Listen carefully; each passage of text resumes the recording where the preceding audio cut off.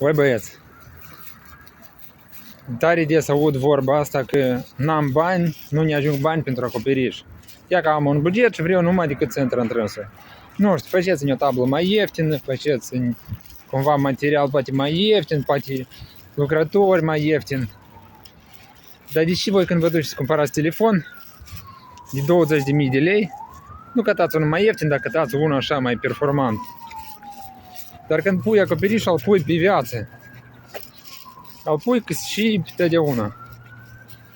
Nu vă ajung bani, de exemplu, ca să luați un lucru calitativ, un metal calitativ, niște lucrători care lucrează calitativ, oferim în rate.